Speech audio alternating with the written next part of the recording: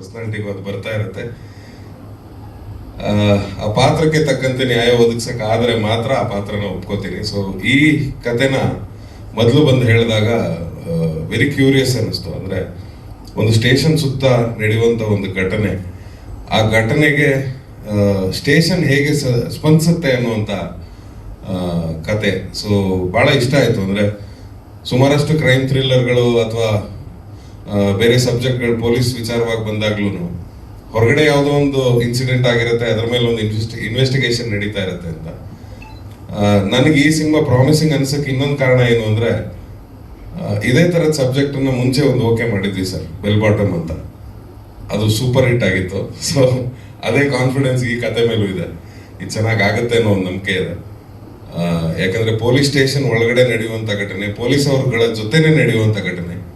So ಅದು first starting teaser ಅಲ್ಲಿ ಒಂದು ಅದ್ಭುತ ಲೈನ್ ಹೇಳಿದ್ರು, ಸರ್ಕಾರಿ ಶಾಲೆ ಸರಿ ಇಲ್ಲ ಅಂದ್ರೆ ಪ್ರೈವೇಟ್ ಶಾಲೆ ಇದೆ, ಅಥವಾ ಸರ್ಕಾರಿ ಹಾಸ್ಪಿಟಲ್ ಸರಿ ಇಲ್ಲ ಅಂದ್ರೆ ಪ್ರೈವೇಟ್ ಹಾಸ್ಪಿಟಲ್ಗಳಿದೆ, ಆದ್ರೆ ಪೊಲೀಸ್ ಸ್ಟೇಷನ್ಗೆ ಯಾವುದೇ ಆಲ್ಟರ್ನೇಟಿವ್ ಇಲ್ಲ. ಸೊ ಪೊಲೀಸ್ ಅವ್ರು ಎಲ್ಲರೂ ಕೆಟ್ಟವರಲ್ಲ, ಎಲ್ಲರೂ ಒಳ್ಳೆಯವರಲ್ಲ ಅನ್ನೋದನ್ನ, ಅಂದ್ರೆ ಕೆಲವ್ರು ಯಾರೋ ಮಾಡಿರೋ ತಪ್ಪಿಗೆ ಮಿಕ್ಕಿದ್ದವ್ರಿಗೆ ಎಲ್ರಿಗೂ ಕೆಟ್ಟ ಹೆಸರು ಬರುತ್ತೆ ಅನ್ನೋದು. ಸೊ ಆ ಕಾನ್ಸೆಪ್ಟ್ ಅನ್ನ ಇಟ್ಕೊಂಡು ಮಾಡಿರುವಂತ ಸಿನಿಮಾ ಇದು.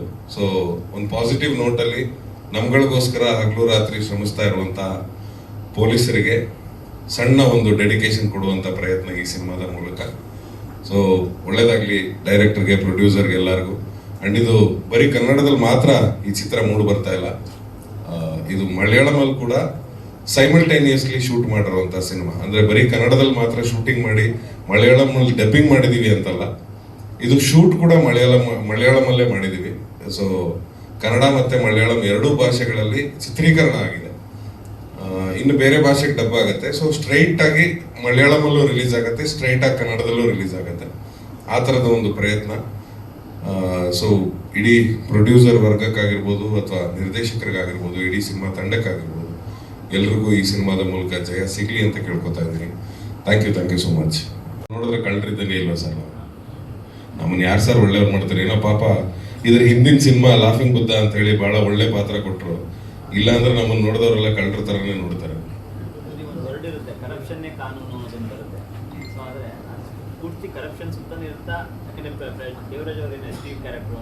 ಹೌದು.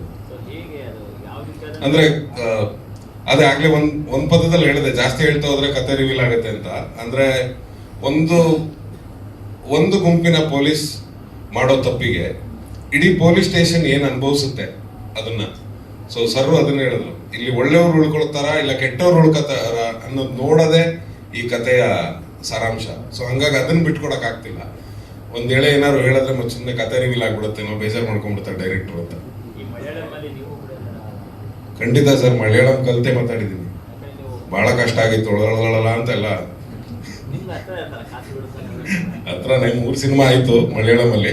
ಬಟ್ ಸ್ಟಿಲ್ ಕಷ್ಟ. ಅಂದ್ರೆ ಆ ಭಾಷೆ ಕಲಿಯೋದು ಸ್ವಲ್ಪ ಕಷ್ಟ. ತಮಿಳು ತೆಲುಗು ನಾನು ಸ್ವಲ್ಪ ಬೇಗ ಕಲ್ತ್ಬಿಡ್ತೀವಿ, ಹಿಂದಿ ಬೇಗ ಕಲ್ತ್ಬಿಡ್ತೀವಿ. ಮಲಯಾಳಂ ಸ್ವಲ್ಪ ನಾಲ್ಗೆ ಎಲ್ಲ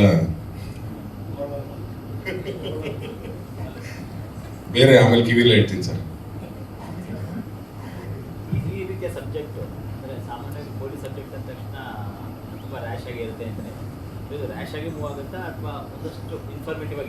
ಇದೆ ಸರ್, ಎನರ್ಜೆಟಿಕ್ ಆಗೂ ಇದೆ, ರ್ಯಾಶ್ ಆಗೂ ಇದೆ. ಅಂದ್ರೆ ಪಾತ್ರಗಳು ಬೇರೆ ಆಗುತ್ತೆ. ಅಂದ್ರೆ ಎಲ್ಲಾ ಪೊಲೀಸರು ತುಂಬಾ ಸಾಫ್ಟ್ ಆಗಿರಲ್ಲ. ಲಾಫಿಂಗ್ ಬುದ್ಧದಲ್ಲಿ ಮಾಡಿದಾಗ ಆ ಪೊಲೀಸ್ ಕ್ಯಾರೆಕ್ಟರ್ ಹೇಗಿತ್ತು, ಕಾನ್ಸ್ಟೇಬಲ್ ಸಾಫ್ಟ್ ಕ್ಯಾರೆಕ್ಟರ್, ಅದೇ ತರ ಎಲ್ಲಾ ಪೊಲೀಸರು ಇರಲ್ಲ.